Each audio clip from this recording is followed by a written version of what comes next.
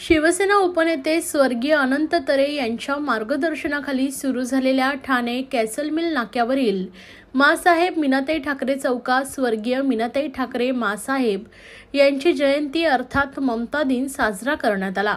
ममता दिनानिमित्त मेघडंबरीमधील अर्थपुतळ्यास शिवसेना उद्धव बाळासाहेब ठाकरे गटाचे ठाणे लोकसभा खासदार शिवसेना नेते राजन विचारे यांच्या हस्ते पुष्पहार अर्पण करून गोरगरिबांना फळे वाटप करण्यात आले।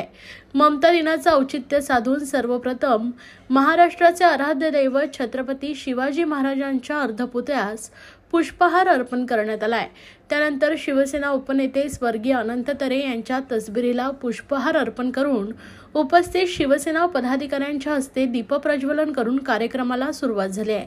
या प्रसंगी गोरगरिबांना फळे वाटप शिवसेना उद्धव बाळासाहेब ठाकरे गटाचे ठाणे लोकसभेचे खासदार शिवसेना नेते राजन विचारे, माजीवडा विधानसभा संघटक नरेश मनेरा, ठाणे शहर प्रमुख प्रदीप शिंदे, कृष्णकुमार कोळी, ठाणे शहर समन्वयक संजय तरे, जगदीश थोरात, योगेश मलुभोईर, उपविभाग प्रमुख सूर्यकांत वैती, शिवसेना वागळे स्टेट समन्वयक प्रदीप वाघ, भूपेंद्र आठवण, किशोर सुर्वे, अकबर अली शेख, विभाग प्रमुख मयूर पेलकर, महेंद्र पाटील, शाखा प्रमुख संतोष दंत, सागर माने, मंदार घोरपडे, सत्यवान कदम, महिला आघाडी संघटक समिधा मोहिते, ठाणे शहर महिला संघटक विद्या कदम, महिला विभाग संघटक वैशाली मोरे, शहर संघटक प्रमिला भांगे, माजी नगरसेविका नंदिनी राजन विचारे, विभाग संघटक वैशाली मोरे, नंदा कोथळे, सविता धुमाळ, कविता नार्वेकर, दर्शना शिंदे, अनुराधा चव्हाण, शाखा संघटक जया बानगुडे, उषा भट, मयुरी कदम, नमिता चव्हाण, संपदा उरणकर आदी पदाधिकाऱ्यांसह मोठ्या प्रमाणात शिवसैनिक उपस्थित होते।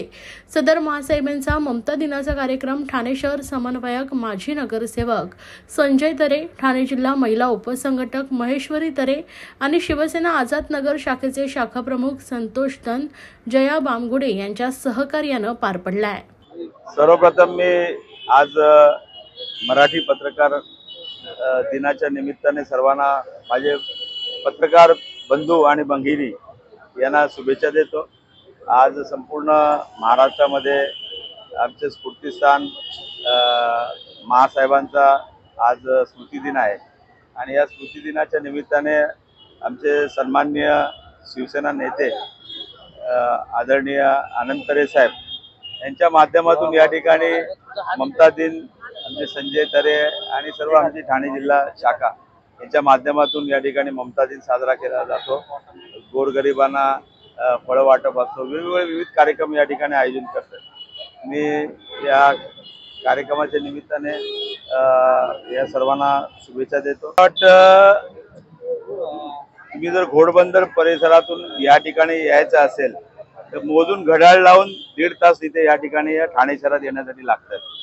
आज सुद्धा तुम्ही बघितलं असेल या ठिकाणी संपूर्ण चौक हे झालेले आहेत। आज तुम्ही बघितलं असेल सकाळी 7:30 वाजल्यापासून तिथल्या शाळा आणि त्याला त्यांच्या असलेल्या वाहतूक व्यवस्था जी बसेस ठेवलेल्या आहेत, त्यानंतर कुठल्या रस्त्याला अशी ट्रॅफिक नाहीये। मला वाटतं संपूर्ण ठाणे शहरामध्ये वाहतूक कोंडी हा गेले कित्येक दिवसापासून या संपूर्ण ठाणेकर त्याचा हे घेत आहेत।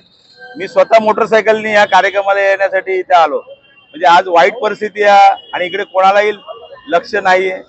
मुख्यमंत्री या ठाण्यामध्ये राहत आहेत, परंतु दुर्दैव आहेत आज ते नुसते त्यांची सर्व मंडळी या ठाण्याने ही सत्ता या ठिकाणी दिलेली आहेत आणि या ठाणेकरांकडे वेगवेगळ्या समस्या असतील, मग त्या पाण्याच्या समस्या असतील, वाहतूक कोंडी असतील।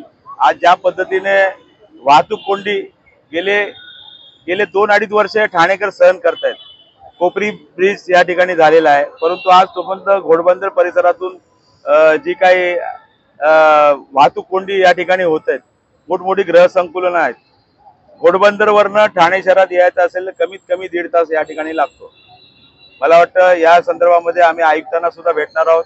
त्यानंतर ट्रॅफिकचे जे आहेत ते सर्व मंडळी, कोणतरी सुमित बाबा येतो आणि तो संबंध या शहराची वाहतूक कोंडी दूर करण्यापेक्षा वाहतूक कोंडी करण्याचं काम या माध्यमातून होत आहे ना। तिथल्या आमच्या ट्रॅफिकच्या DCP असतील, तिथले कर्मचारी असतील, या लोकांना विश्वासात न घेता या ठिकाणी जे काय मार्ग त्या ठिकाणी सांगितले जातात आणि त्याच्यामुळे वाहतूक कोंडी या ठिकाणी होते।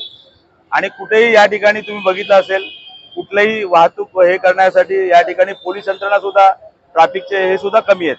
तर मला वाटतं या संदर्भात आलेले आयुक्त या संदर्भामध्ये लक्ष घालतील आणि या ठाणेकरांना या वाहतूक कोंडीतून मुक्त करतील. घोडबंदर झपाट्याने वाढतंय, परंतु आता लोक तिकडचे जे राहणार आहेत ते लोक पण रूम विकतात कारण वाहतूक कोंडी होते.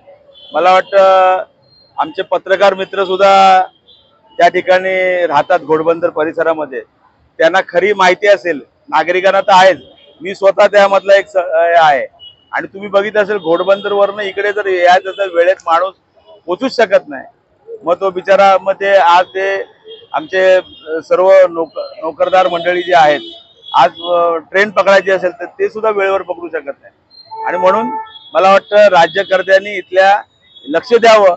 जे ठाणेकर आज गेल्या 2.5 ते 3 वर्षापासून या वाहतूक कोंडीचा सामना करतायत आणि मला वाटतं ते लक्ष देतील.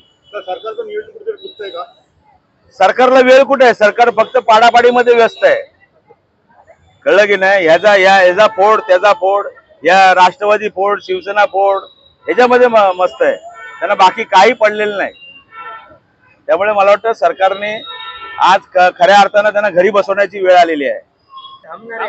नमस्कार. आज मासाहेब मीनाताई ठाकरे यांची 93वी जयंती आणि त्यानिमित्त मनापासून अभिवादन करते त्यांना.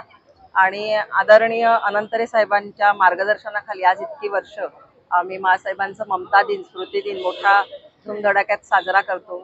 निष्ठावंत शिवसैनिक आहेत ते सगळे ह्या समारंभात सामील होतात.